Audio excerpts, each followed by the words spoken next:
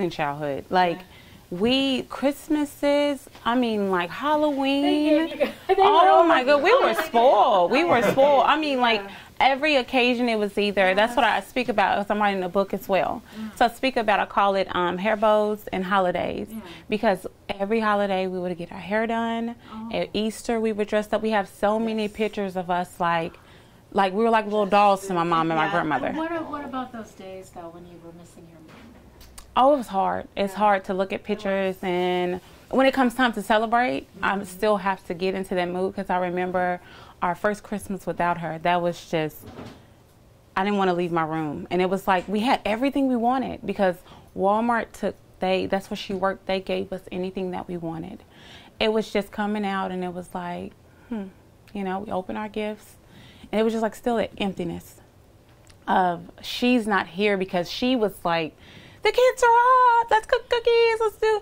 And we were up running around the house, but for her not to be there and hear that, the first Christmas that I heard, it was very difficult. So I remember opening my gifts and just like going back to my room, because it just wasn't the same. So each Christmas we kept the same routine and the same traditions, but it's just without her, it was just like, it's fun, but just wish mom was here for each one. So.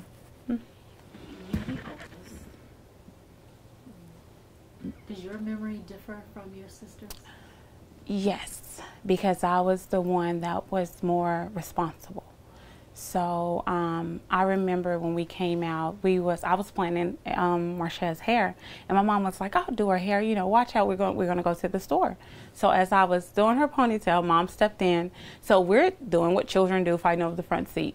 So Marsha had already called shotgun. So me and Brandy were like, okay, you know, we're going, Grandma's taking us to Toys R Us in the morning. We're finna go get breakfast. This is finna be awesome. So we're talking about, we ran to the car. We're talking about toys that we're going to get when we go to Toys R Us, because Grandma, she's finna just spoil us.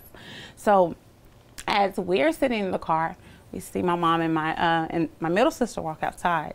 So as she gets in the car, as soon as my mom sits down, that's when Wallen Alice comes around the door and points a gun in her face. And it's like, when people say the surreal feeling of like everything slows down, it's like everything was moving so slowly in that moment. So when we as I was watching him, I'm begging for him not to shoot her. She's begging. He takes the gun and points at me. She's begging for my life. I'm begging for her life. And then all of a sudden, he pulls the gun back on her. And he was like, she was like, I don't have anything to give you. I'll give you anything that I could, but I don't have anything. And that's when he pulled the trigger and he shot her. So my instinct was just to run. And all I remember is slinging my car door open and running as fast as I could, and I'm beating on the door, because I know he ran another direction, but in my mind he's coming around into the hallway and he's going to shoot at us. So I'm beating frantically on the door for my dad to come open the door. As soon as he opens, I'm like, Mom just got shot. I run past him, I grab the phone, and I run in their room, and I cover myself with the covers with me and my baby sister, because as soon as I ran, she came behind me. So we're running in the house. I take the covers, I throw them over my head, and we're hiding under the covers as I talk to 911. I'm on the phone with them. I hear commotion going on at the door, and then I see Marcia, and she's standing there with a sundress, a little short sundress that's light blue and white polka dots, and it's drenched in blood. She's soaked in blood. So I tell her, go change clothes and come hide under the covers with us. So as we're under the covers, I'm talking to the 911 operator, and she's telling me the police are there, and I just could not trust her. And all I heard was them knocking on the door, and she was like, that's the police. But I was so afraid to just go to the door and open the door for them to assist us. And when I came outside, it's like the scene was totally different. The car, all the car doors were open. The police officers was there. They directed us to go to the car and sit in the back of the car, and it was like darkness. It was just stillness. All of a sudden I was like, this is a dream. This is a dream. This is really not happening. Like, I just... Did you realize your mother was dead at that point? No, I didn't. I didn't. When did you get the news that your mother was dead? I was at my grandmother's house. How long after? It was probably an hour or two later, 3 hours later. All I remember is family just coming to my aunt's home. It's just family members just coming and coming and coming. And then my aunt took us, my cousin, she took us to a room, And she told us, she sat us down, all three of us together, and she was like, your mom's, she's not coming back. And I just knew in my heart, she's coming back. We're going to see her. And she kept pressing the point of my grandma and said, just let her have it.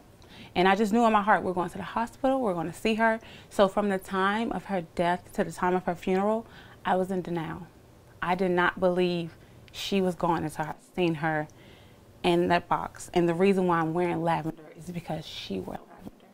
That was what she was buried in, and I wanted to wear this color to no longer give it death, but give it life.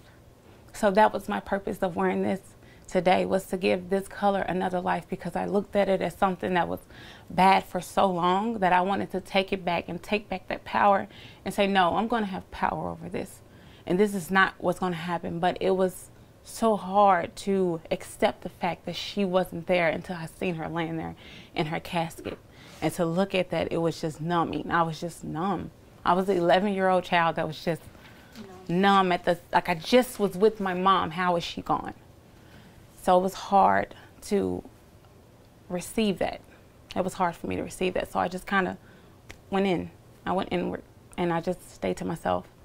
September 17th, that's the date you're expected to find out what decision is recommended by the parole board. Let's say it's not in your favor. How do you think you and your sisters will handle that? I have learned to accept whatever comes. I don't hold any hatred towards Wallace Allen. I don't have anything in my heart towards. I wish things were different. I wish that, if he was a person that showed he could be re-entered into society, that would have been fine with me. But it's just who he was. For 20 years, I have become so many people. And I was 11, I'm 30, I'll be 31 Saturday. I have turned into so many women, and this person has still remained the same. So for me, if the decision is not in my favor, I'm okay with that, because I've learned to grow past the anger of holding on to that. I just hope, what I hope for him is that he grows from it and that he learns to be different. But I don't hold any, I would be okay. Honestly, I would be okay, because it's given me so much that either way it go, I've learned so much from it that I don't hold on to anything that will block me from being the person that God created me to be. So I have nothing. I have no feeling ill of whatever decision comes. I just accept it. So if it's in your favor, then I will be happy. I will be great. I will be happy about that. But the reason why it does not, I feel kind of different about it, because he's getting out in 2037. I wanted a life sentence. I wanted him to remain behind bars. So for him to be able to get out, I have to accept it. I was promised that at 11, I was told, they asked me, what would I like? What would I like for him to die or spend the rest of his life in prison? He killed my mom, but I saved his life. And for it to turn around and for him to get out, that's not what I was promised. That's not what I was told. But if he stays behind, he's still getting out. So to me, I just have to accept it and grow from it. And it is what it is.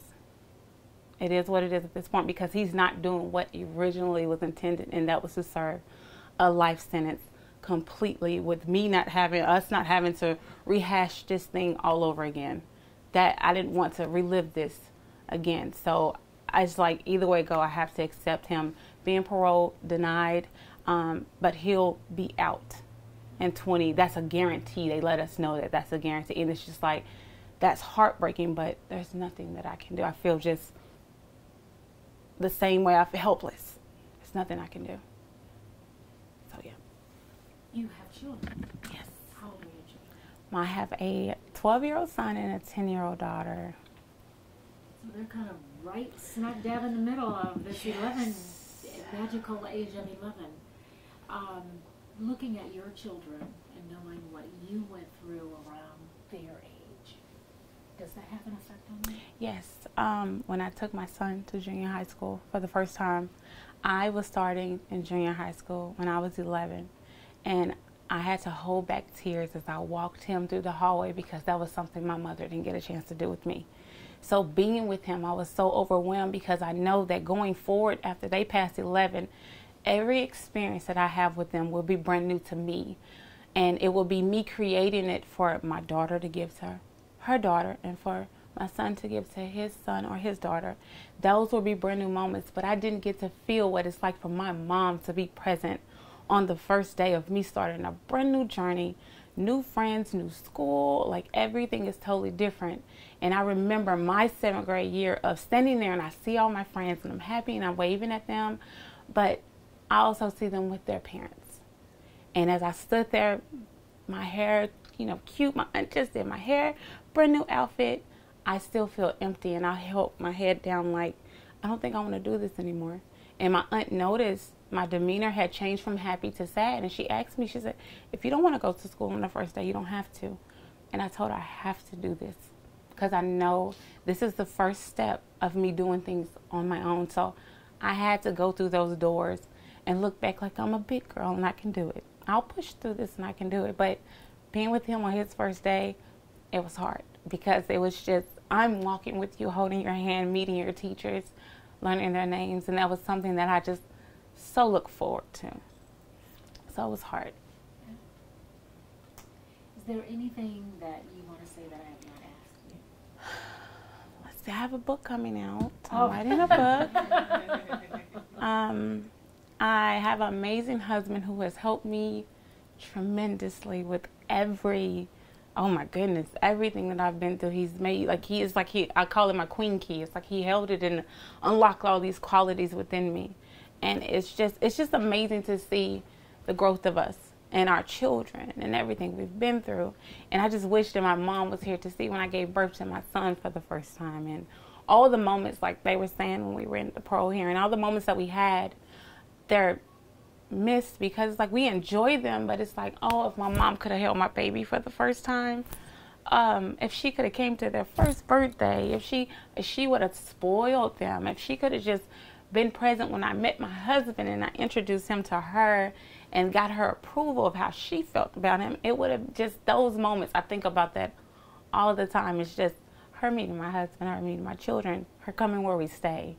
It's just so many things, so many moments that I just, any accomplishment that I have, it's just like I'm happy, but it's always that void of like that empty seat. Like, Mom, just, it'll always be an empty seat, and it hurts to know that.